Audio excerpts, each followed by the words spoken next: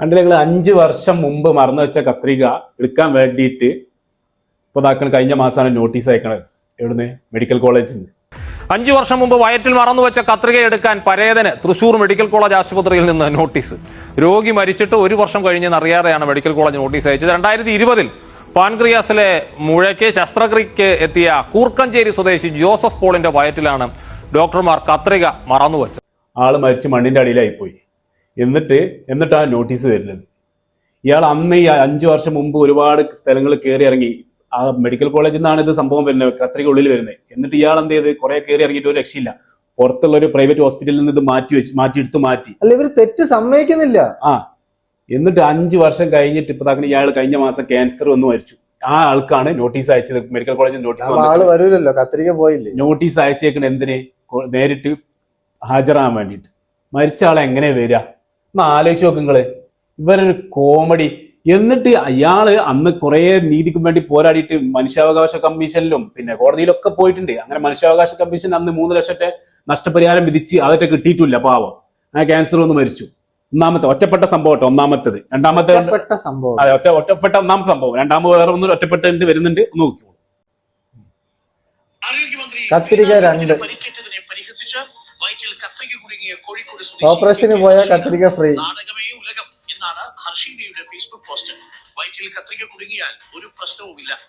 മറ്റത് 2020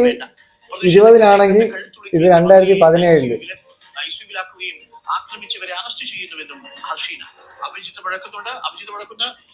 എന്നിട്ട് 2020 നടന്ന ആള് മരിച്ചത് കൊണ്ട് കത്രിക എടുക്കാൻ വേണ്ടി വിളിച്ചു. ഇതുവരെ വിളിച്ചിട്ടുമില്ല. എടുത്തിട്ട് അതിൽ കുത്തി വെച്ചിരിക്കണം. പകുതി അതിൽ തന്നെ അതിന്റെ കുടലിൽ ഉണ്ടെന്നാണ് അത് പറയണത്. വീണ്ടാമത് ഒറ്റപ്പെട്ട സംഭവം.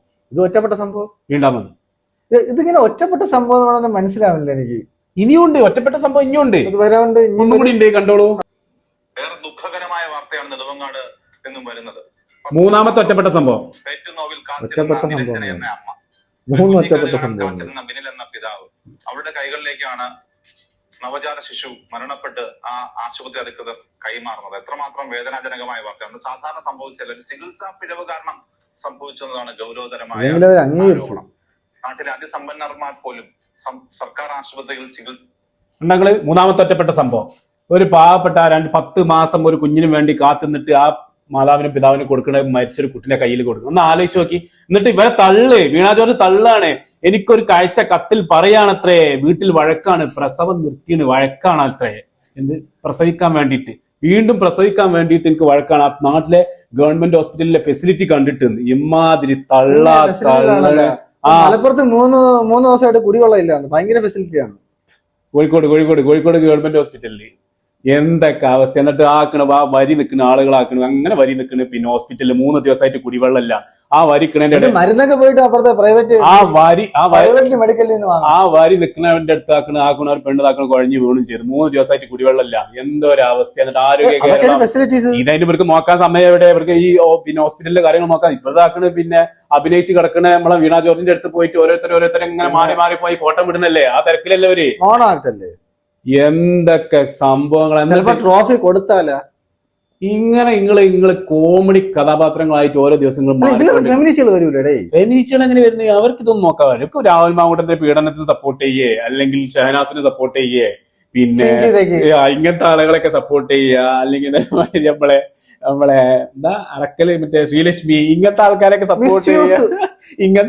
സപ്പോർട്ട് ചെയ്യാനേ ഇവർക്ക് പറ്റുള്ളൂ. ഇതിലൊന്നും സംസാരിച്ചിട്ട് ഒരു കാര്യമില്ല. പാവപ്പെട്ടവനും മരിച്ചാ ഓന് പോയി, അത്രേ ഉള്ളൂ. ഒറ്റപ്പെട്ടത് കത്രിക ഉള്ളിൽ വെച്ച് അവന് മരിച്ചാ അവന് പോയി. കത്രിക ഫ്രീ ആണ്. ഇപ്പൊ ഓപ്പറേഷന് പോയാൽ കത്രിക ഫ്രീ ആണ്.